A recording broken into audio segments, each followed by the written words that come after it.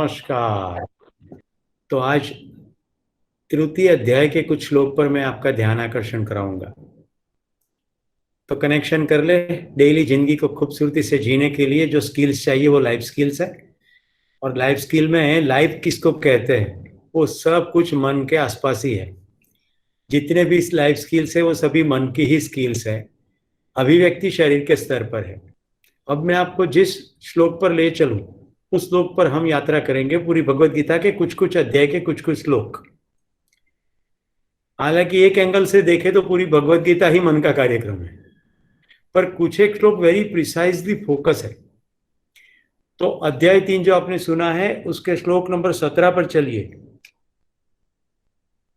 यस्त्वात्मरतिरेव स्यादात्म तृप्तश्च मानवः आत्मन्येव च संतुष्टस्य कार्यम न विद्यते।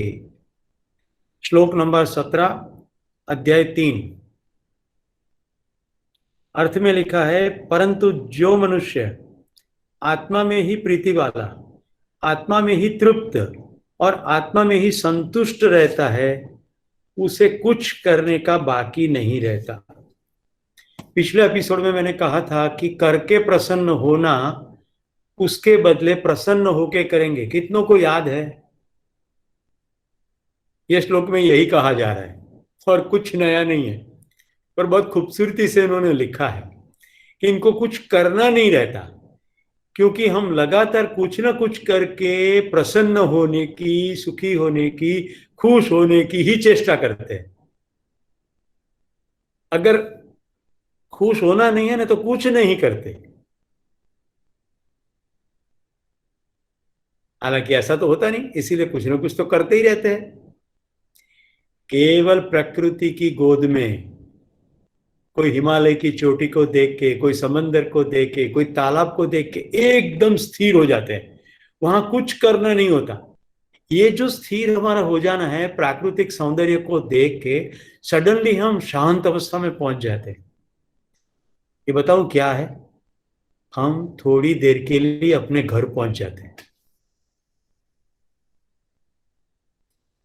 हम चंद मिनटों के लिए अपने घर, यानी हम स्वयं के अंदर स्थित हो जाते हैं। इसी के लिए शब्द प्रयोग है स्वस्थ, स्व में स्थिर हो जाना। पर यहां भगवत गीताकार जो कह रहे हैं, जो स्वयं में ही संतुष्ट है, स्वयं में ही तृप्त है, स्वयं में ही प्रीति करने वाला है, उसको कुछ करने का रहता नहीं। अब जब कुछ करने का रहता नहीं तो क्या बचता है? केवल देखना, केवल देखना। अब खुली खुली आंख से भी देखेंगे, बंद आंख से भी देखेंगे। देखने के लिए इंद्रिय की आवश्यकता नहीं है। जैसे मैं देखना बोलता हूं, इमीडिएटली कुछ एक के मन में आया होगा, देखना भी तो करना है ना। इसलिए मैंने स्पष्ट कर दिया, खुली आंख भी बंद आंख भी। क्योंकि देखने का कार्यक्रम या करने का कुछ भी कार्यक्रम शरीर से है। और यहां क्या कहा जा रहा है? जब कुछ नहीं करना है तब केवल देखना है।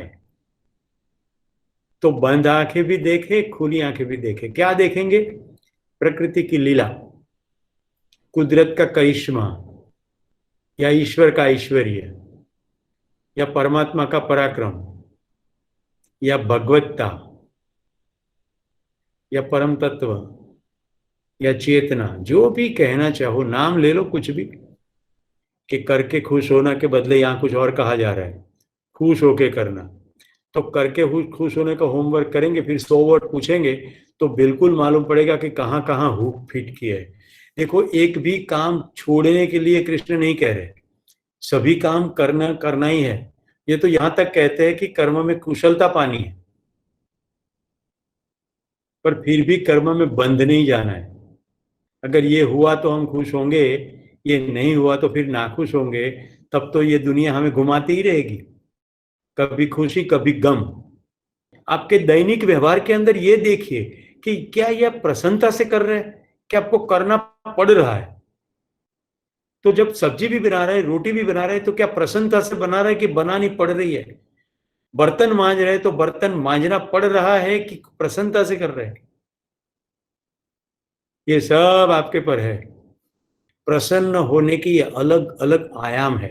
ऐसे करते करते फिर झूठे बर्तनों को देख के भी प्रसन्न होंगे। तो एनीवे, मेरा कहने का तात्पर्य केवल इतना है, फिर वैरायटी को देख के आपकी अंदर की प्रसन्नता कम नहीं होगी। फिर अप्स एंड डाउन से भी थोड़े सेकंड विचलित हो जाओगे, फिर नॉर्मल हो जाओगे, फिर प्रसन्नता पर वापस आ जाओगे। ऐसा करते करते करते करते चीजें पकड़ में आने लगेगी। इसी को ही साधना कहते हैं। साधना और कुछ नहीं है। साधना स्वयं के अंदर स्थिर होने की प्रक्रिया है। जिस दिन पूर्णता में स्थिर हो गए, उसी स्थिरता का नाम है ध्यान। तब तक धारणा है। ये जितनी भी मैं बातें बता रहा हूं, ये सब धारणा की बातें हैं। तो काम करते समय धारणा रखे कि मुझे प्रसन्नता से इस काम को करना है। अपने मूड पर ध्यान ले जाए, काम के पसंद वाली चीजें, नापसंद वाली चीजें, लेकिन दोनों कर रहे हैं, उसके ऊपर ध्यान ले जाए।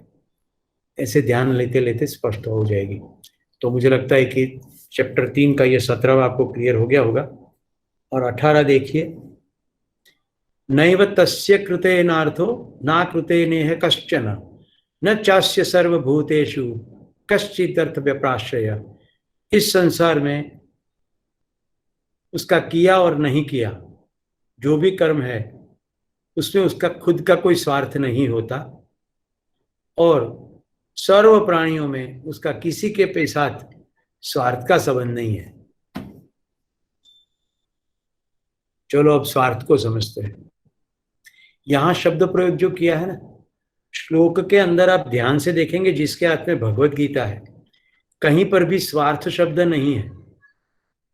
देखिए ध्यान से, ये अनुवादक ने लिखा है।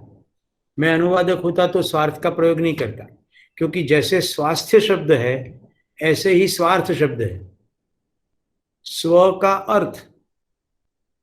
पर यहां क्योंकि सरल अनुवाद है, उसमें यह कहना चाहते हैं कि केवल खुद के लिए कुछ किया, केवल खुद के फायदे के लिए कुछ किया, केवल खुद की अनुकूलता के लिए किया, इसको यहां एक शब्द में रख दिया है, स्वार्थ। तो उसको किसी भी प्राणी में से खुशी नहीं होना है, किसी भी पदार्थ में से खुशी नहीं पाना है, किसी भी स्थिति में से खुशी नहीं होना है। देखिए आज फिर से आपको कनेक्ट करा देता हूं। वस्तु में से खुशी मिलेगी, ऐसी भ्रमणा का नाम है लोभ। वस्तु बहुत ज्यादा इकट्ठी हो जाएगी, पद इकट्ठा हो जाएगा, प्रतिष्ठा हो जाएगी, उससे मुझे प्रसन्नता मिल जाएगी, इसी भ्रमणा का नाम है मद। मुझे ना मिले कि मिले कोई फर्क नहीं पड़ता, लेकिन तुम्हें तो नहीं मिलना चाहिए। अगर तुम्हें नहीं मिलेगा तो मैं प्रसन्न हो जाऊंगा, ऐसी भ्रमणा का नाम है मात्सर्य अथवा ईर्ष्या। किसी संवेदना में से प्रसन्न हो जाएंगे, इसका नाम है काम। किसी व्यक्ति से खुश हो जाएंगे, उसका नाम है मोह। देखिए कितने मजेदार बात है।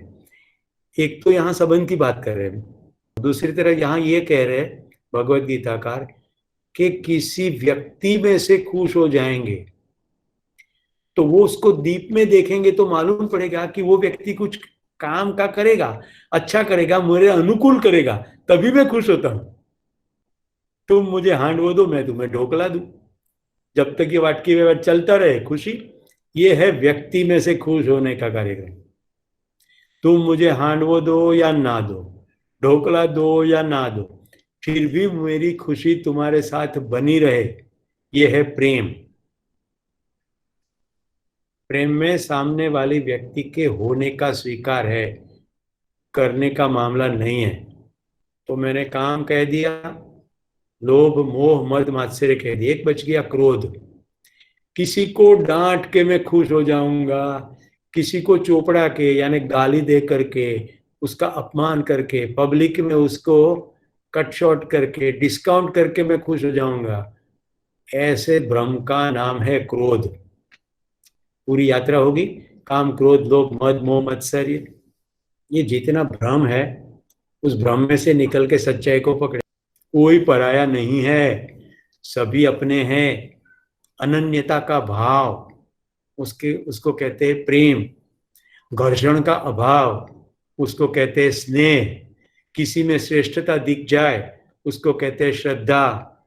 वो श्रेष्ठता मेरे में ऐसी प्रसन्नता प्रदान करे कि मैं उसके बारे में डिम डिम बजाऊं, गोल ढोल बजाऊं। गौरव, मुझे जो भी सहायता मिली अभी तक की, उसके लिए मेरे दिल में जो भाव जागे, उसका नाम है कृतज्ञता। इसी कृतज्ञता तो अभिव्यक्त करने के लिए घर के सामने कोई छोटी सी बच्ची आ गई, उसको नए कपड़े दे दिए, खाना दे दिया। इसको कहते हैं वात्सल्य और ममता। समझ में आ रहा है? आगे चलते हैं। 18वें श्लोक में कहते हैं उसको किए और नहीं किए, उस किसी से स्वार्थ नहीं होता। तो मैंने आपको अभी अभी स्वार्थ समझाया है। तो किसी से खुश हो जाएंगे, किसी से अपना काम निकलवा लेंगे, ऐसा नहीं करेंगे तो उसको किसी के साथ स्वार्थ का संबंध नहीं है। अब चलते हैं अध्याय 5 श्लोक नंबर 27। 27 और 28 दोनों जोड़ी में है। मैं दोनों का अर्थ पहले पढ़ता हूं। बाहर के भोगों को अंतःकरण में उसका चिंतन किए बिना, आंखों की दृष्टि को भ्रुकुटी के बीच में इस जगह पे स्थिर करके, नाक के अंदर चल रहे प्राण एवं अपान को समान करके, जिन्होंने अपनी इंद्रिय, मन और बुद्धि को अपने नियंत्रण में किया है और जिसकी इच्छा, भय और क्रोध चले गए हैं, ऐसा जो मुनि है, साधक है, जो कि मोक्ष की साधना में तत्पर रहता है, वो हमेशा से मुक्त ही है मुक्त, लेकिन फिर भी मुक्ति की साधना में तत्पर है, ऐसा यहां कहा गया है। अभी यहां बहुत सारा रहस्यवाद है, मिस्टिसिज्म।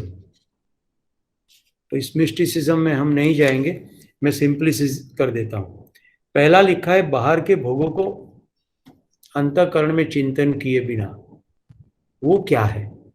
हमारा मन खाने के बारे में पहले से ही सोचने लगे और इसमें ऑक्यूपाई रहे, और ना मिले तो उसका भी स्टोरी चलता रहे। अरे यार, ये खाना था नहीं मिला, ये पाना था नहीं मिला, वहां जाना था नहीं जा पाए, ये पहनना था नहीं पहन पाए, ये करना था नहीं कर पाए, ऐसा अफसोस हो। चलते हैं फिर नेक्स्ट। तो भोग में चिंतव्या वगर, ऐसा कहा। फिर दूसरा ये भी कहा है कि आंखों की दृष्टि को भ्रुकुटी के बीच में स्थिर। अब यहां क्यों स्थिर करना? अब यहां आपको ऐसा लगे कि आंखों की दृष्टि टेढ़ी मेढ़ी आंखें करनी है। अब दृष्टि किसको कहते हैं?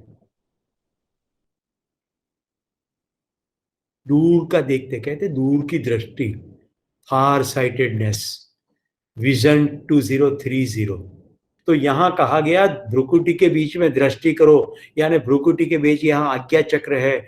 पूरे शरीर में जो चक्र है, हाँ आज्ञा चक्र, मैं तो ये कहूंगा यहां से सभी आज्ञा चलती है शरीर के लिए, इसीलिए इसको आज्ञा चक्र कहा होगा।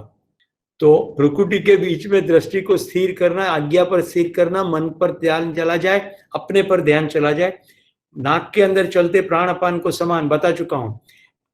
धारणा के लिए सांस पर ध्यान करना, बहुत बढ़िया, सिंपल, ऑलवेज अवेलेबल। मन का शांत अवस्था में जाने के लिए इच्छा, भय और क्रोध गया है। इच्छा कब जाएगी? जब ये स्पष्ट हो जाएगा कुछ करके खुश नहीं होंगे, तो फिर करने का पूरा कार्यक्रम रहेगा, लेकिन करके खुश होंगे ऐसा नहीं होगा। ऐसा मुनि मोक्ष की साधना में जो तत्पर रहता है वो मुक्त है। जो मुक्त होने की निरंतर चेष्टा करता रहता है वही मुक्त है, ऐसा। यानी लगातार उसका ध्यान मुक्ति पर है। तो किससे मुक्त होना है? देखिए, अभी मैं जो कहने जा रहा हूं बड़ी सभानता से बोल रहा हूं, किसी का दिल दिखाने का मतलब नहीं है मेरा, लेकिन पूरी भारत में मोक्ष की दुकान चल रही है। वर्तमान समय का बिल्कुल खत्म करके मरने के बाद मोक्ष मिलेगा, उसके लिए पूरी प्रताड़ना, भूखे रहो, विविध प्रकार के कष्ट सहन करो ताकि बाद में स्वर्ग मिले। क्या है मोक्ष? मोक्ष का लिटरली मीनिंग है मुक्ति। किसमें से मुक्ति होनी है? 6 शत्रुओं में से मुक्ति। अभी हम चलते हैं आखिरी पार्ट में, और वो है अध्याय नंबर 12 श्लोक नंबर 13 और 14। अद्वेष्टा सर्वभूतानां मैत्रः करुण एव च निर्ममो निरहंकारः सम दुःख सुख क्षमी संतुष्टः सततं योगी यतात्मा दृढ़ निश्चयः मय्यर्पित मनोर्बुद्धिर्यो मद्भक्त समे प्रियः। जो सर्वभूतों का द्वेष नहीं करता, मित्र भाव से वर्तता है, दयालु है, ममता के बिना का है, अहंकार के बिना का है, सुख दुख को सम स्वरूप में देखने वाला है, मानने वाला है, क्षमा करने वाला है, संतुष्ट है, सदा संतुष्ट है, योगनिष्ठ है, मन को नियंत्रण में रखने वाला है, दृढ़ निश्चय वाला है, और जिसने अपनी मन बुद्धि मुझे अर्पित की है, वैसा मेरा भक्त मुझे प्रिय है। समय प्रिय मद भक्त।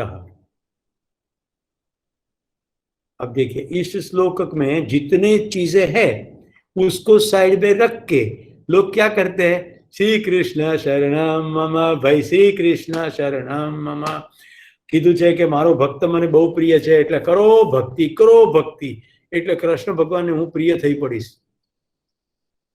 હવે આગળ આટલું બધું કીધું છે કે આવો હોય ત્યારે મને પ્રિય છે। હવે खाली एक वस्तु पकड़िए, भक्ति। भय में से मुक्ति हो जाए उस स्थिति का नाम है भक्ति। देखते हैं, सभी विशेषण को देखते हैं। सबसे पहले किसी भूत का द्वेष नहीं करना। अब यहां प्रश्न खड़ा होगा, भाई हम तो भूत से डरते हैं इसलिए द्वेष नहीं करेंगे। यहां भूत का मतलब जितने भी प्राणी है उसका रेफरेंस है, सभी भूत। तो अभी हम सभी भूत है, शरीर को धारण किए हुए, शरीर छोड़ देंगे बाद में भी रहेंगे, तो सभी भूत इस स्थिति में। तो जितने भी प्राणी हैं, दिखने वाले नहीं दिखने वाले, वो सभी में किसी के भी साथ द्वेष नहीं, मित्र भावे वर्तनार। મિત્રો આખા શ્લોકનું આમ તો કશું ટીકા ના કરું તો ચાલે, કારણ કે આની ઉપર આપણે આખું મૈત્રી ભાવનું પવિત્ર ઝરણું ખૂબ સરસ રીતે અગાઉ સમજાવ્યું છે। જો બધી જ વસ્તુ આની અંદર આવે છે, મૈત્રી છે, કરુણા છે, અહંકાર રહિત ઉપેક્ષા છે, સમતા છે, તો જો જેટલા પણ છે બધા જોઈ લો। ક્ષમાની વાત પણ વાત છે, किसी के साथ द्वेष नहीं करने वाला, सभी के साथ मैत्री, दया, अहंकार के बिना सुख दुख को समान मानने वाला, आगे हम देख चुके हैं, क्षमा करने वाला। अच्छा, सदा संतोषी का क्या मतलब, क्या महत्वाकांक्षा नहीं रखनी, रखनी, उसके लिए प्रयत्न करने, पर अभी जो है उसमें भी मौज। तो देखिए सीढ़ी चढ़नी है, लेकिन सीढ़ी का पहला स्टेप वहां भी बांसुरी बजनी चाहिए, सीढ़ी का दूसरा स्टेप वहां भी बांसुरी बजनी चाहिए, सीढ़ी का तीसरा स्टेप वहां भी बांसुरी बजनी चाहिए। ऐसा नहीं कि जब आखिरी स्टेप पर पहुंचूंगा तभी मैं चैन से बैठूंगा। नो, सबको माफ कर दे, कोई गांठ ना बांधे, सदा संतुष्ट रहे, मन को नियंत्रण में रखे, दृढ़ निश्चय वाला, और मुझे अर्पण की हुई ऐसी मन और बुद्धि। अब ये मुझे सबसे इंटरेस्टिंग लगता है कि ईश्वर को अर्पण करने की क्या बात है भाई। तो बहुत सिंपल है कि ये जो शरीर है आपके हिसाब से चलता है कि अपनी डिजाइन के हिसाब से चलता है। आप आहार विहार आराम व्यायाम एक्सरसाइज वगैरह जो भी कुछ करते हो उसके चलते शरीर की आपको सिस्टम मालूम पड़ गई है, पर सिस्टम बदलते ही नहीं है। आप फैटी सब्सटेंस शुगर वगैरह खाओगे तो शरीर के अंदर लीवर में उसके अनुरूप प्रक्रिया होगी, उसमें फिर आपके पास ऐसी कोई फ्रीडम नहीं है कि मैं शुगर खाऊं, आइसक्रीम खाऊं, सब कुछ जमा के खाऊं और मेरा लीवर आराम करे, कुछ ना उसमें फर्क हो। नो, वो तो अपना काम करेगा ही करेगा। चलो शरीर से बाहर चलते हैं। बादल गरजते हैं, बरसते हैं, झरने बहते हैं, नदियां बहती है, घास उगता है, गाय घास खाती है, दूध आता है, दूध पीते हैं। हमारे पूरे पोषण की व्यवस्था, रक्षण की व्यवस्था, कितना खूबसूरत चित्र आसमान में, विविध प्रकार के पक्षी पशु, विविध प्रकार के पेड़ पौधे, क्या खूबसूरत चीजें हैं। ये सब चीजों पर ध्यान चला जाए तो इसको कहते हैं मुझ में अर्पण कर, क्योंकि तू कुछ नहीं कर सकता है, ये सब करने वाला मैं हूं, यानी कुदरत है या परमात्मा है, ईश्वर है जो भी। दोस्तों मेरे लिए ईश्वर व्यक्ति नहीं है, मेरे लिए ये अद्भुत व्यवस्था का स्वरूप ही ईश्वर है। तो व्यवस्था को अर्पित हो जाए, हमारा अहम चला जाएगा। हम बहुत छोटी इकाई है, we are very very little, but we are gifted with a capacity to understand everything. और जो जितना ध्यान जहां देता है उतना समझ पाता है. तो क्यों ना खुद पे ध्यान दे. जितना खुद पे ध्यान देंगे खुद को समझ पाएंगे कि मुझे गुस्सा कहाँ आता है, मुझे आलस्य कहाँ आती है, मुझे चीड़ कहाँ चढ़ती है. दोस्तों, खुद की डिजाइन को समझने का पूरा प्रयत्न हम पिछले 14वां एपिसोड है, 14वां एपिसोड से लगातार करते आए हैं. मैंने मन के बारे में जितने श्लोक चुने थे वो सभी श्लोक की यात्रा यहाँ पर पूरी हुई. परंतु श्रीमद् भगवद गीता में तो पूरी भगवद गीता ही वैसे देखे तो मन पर है, पर कुछ एक श्लोक बिल्कुल मन पर रहे, क्योंकि भक्ति भी बात है, ज्ञान की बात भी है, कर्म की बात है. तो अब समय भी हो गया है और आगे के एपिसोड के लिए मैं आप सबको आमंत्रित करता हूं आपके क्वेश्चंस. વિચાર આવે છે મગજની અંદરથી, પછી વિચાર જતો નથી, તો એને આપણે ડિલીટ કરવી હોય, એને પેલું કહેવાય ને રિસાયકલ બિનમાં નાખી દેવું હોય, તો એને માટેની કોઈ પ્રોસેસ ખરી? સૌથી પહેલા તો વિચાર મગજમાં આવતો નથી.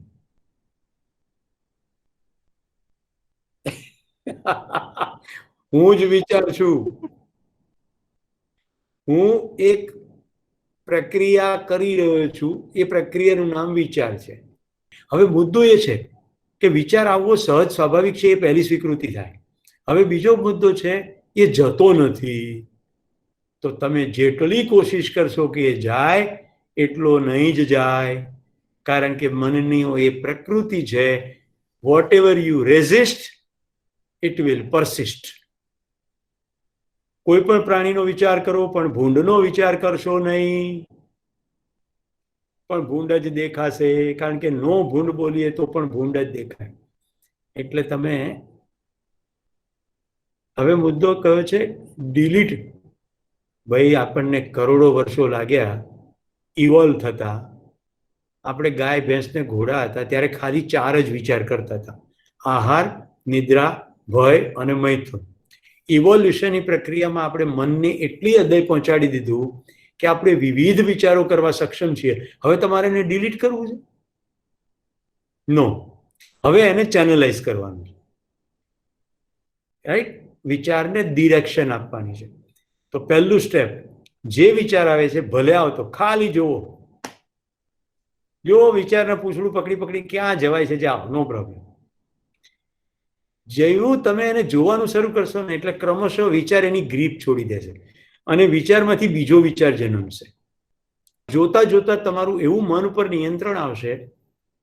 જો અનુભવ પછી કહું છું, you will decide and you will think only on that. Only on that. એટલા માટે અગાઉ મેં તમને કહ્યું છે, તમારે થિંકિંગ સ્કેડ્યુલ છે કે નહીં? તમારું થિંકિંગ સ્કેડ્યુલ હોવું જોઈએ. તમારું બ્રશનું સ્કેડ્યુલ છે, નહાવાનું સ્કેડ્યુલ છે, ખાવાનું સ્કેડ્યુલ છે, ખાધા પછી જવાનું સ્કેડ્યુલ છે, પણ થિંકિંગ સ્કેડ્યુલ છે? જો હું તમને ભવિષ્યની એક સ્કિલ શીખવવાનો છું, coping with emotion. Coping with ઇમોશનનું સેન્ટ્રલ એક્શન પાર્ટ જ આ છે. Just look at your emotion. આપણે ઇમોશનને જોતા નથી. આપણો આખો પ્રયત્ન ઇમોશનથી છૂટવાનો છે. To be emotional is natural. To think is natural. To feel happy, natural. To feel sad, equally natural. To feel upset, natural. આપણે માનવ છીએ, આપણે અંદર સંવેદનાઓ થવી સ્વાભાવિક છે. ખાલી પ્રયત્ન કેટલો છે આપણામાં પ્રાણીમાં ડિફરન્સ શું છે? પ્રાણી સંવેદનામાં વહી જાય છે, માણસને ચોઈસ રહે છે. તમે કૂતરાને 4 વાર મારો ને એટલે કૂતરું જતું રહે. માણસ 50 વર્ષ લપાટ ખાઈને પણ રહે. અને આ લપાટ ફિઝિકલ નથી હોતી. તો ખાલી લાગણીને જોવાથી ખબર પડશે કે લાગણીની આપણી પર ગ્રીપ છે અને ગ્રીપમાંથી બહાર નીકળવાની કોશિશ કરીએ. એને બદલે ખાલી લાગણી જો તો ઓટોમેટિક ગ્રીપ નીકળી જશે. બધા લાગણીને જોતા નથી, લાગણીમાં વહી જાય છે. ખાલી જોવે તો ખબર પડે કે જિંદગી સતત જઈ રહી છે. આવા કારણોસર જિંદગી ના બગાડી નખાય. આ છેલ્લા શ્લોક બહુ મોટી વાત છે. બાબતમાં શું કહે છે? ક્ષમા વાપનારો, માફ કરી દેવા વાળો, સંતુષ્ટ જે છે, યોગનિષ્ઠ. રાઈટ? કેટલા કેટલા વિશેષણ વાપરે છે કૃષ્ણે કે મને કોણ પ્રિય છે. આજે મને કોઈ કે સુરેશભાઈ તમારી શું ઈચ્છા, તો હું કહું બધા પ્રેમપૂર્વક સુખ શાંતિથી હળી મળીને રહે, આનાથી વિશેષ મને કંઈ નથી જોઈતું. મારા ઘરમાં, મારા બહારમાં, મારા પડોશમાં, દુનિયામાં અત્યારે કેટલી માનવ જાતની ઉર્જા બગડી રહી છે બોર્ડર ઉપર. જો તો ખરા, ચીનમાં બબાલ થઈ, પાકિસ્તાનમાં બબાલ છે જ, બધે બબાલો ચાલે આંતરરાષ્ટ્રીય સ્તરે. કેટલો બધો કલહને કારણે આપણે જિંદગીની કેટલી અદ્ભુત વસ્તુ ગુમાવી બેસે.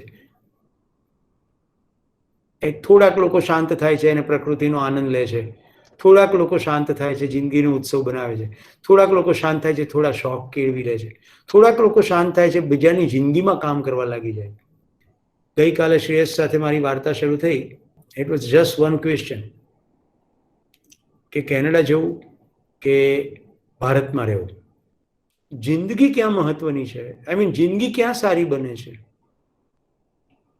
જ્યાં તમને તમારી કુશળતાઓની ઉપયોગિતા લાગે, જ્યાં તમે જે સોસાયટીને ઉપયોગીને પૂરક થઈ પડો, તમને કામ કરવામાં તૃપ્તિ મળે, બીજાના ચહેરા ઉપર તમારા કાર્યો થકી સ્મિત લાવી શકો, અને તમને નિરાંત હોય, હળવાશ હોય, થોડા સારા મિત્રો હોય, કોઈને કોલ કરીને તમારું દુઃખ રડી શકતા હો, કોઈ એવો શોખ હોય કે જેને તમે પૂરો કરી શકતા હો. આ સામાન્ય વાત છે જિંદગીની. આ જ્યાં બહેતર બને ત્યારે ભાઈ બેટા જોતા જોતા બધું જ દેખાવા માંડે છે, બધું જ જોવાનું છે, આખો ખેલ જ જોવાનો છે, પણ બજારને કારણે આપણે કશું જોઈ શકતા નથી. એટલે જોવા માટે પોતાની જાત સાથે બેસવાનું, 5 મિનિટ, 7 મિનિટ, 10 મિનિટ, 15 મિનિટ જોજો, કશું કર્યા વગર બેસવાનું મેં કીધું છે. કોઈ ઝાડને જોતા બેસો, આકાશને જોતા બેસો, મોબાઈલ જોતા નહીં, ટીવી જોતા નહીં, કશું કરતા નહીં, ખાલી પોતાની જાત સાથે બેસવું છે. એટલે ખુદ મેં ગોતા લગાના, પોતામાં ડૂબકી મારવાની, એટલે બધું ખબર પડશે. વિચારની પ્રક્રિયા સમજાશે, લાગણીની પ્રક્રિયા સમજાશે, જિંદગીની પ્રાથમિકતાઓ દેખાશે, પ્રાયોરિટીની ખબર પડશે, જિંદગી જઈ રહી છે એની ખબર પડશે. ધન્યવાદ, નમસ્કાર, જય હિન્દ.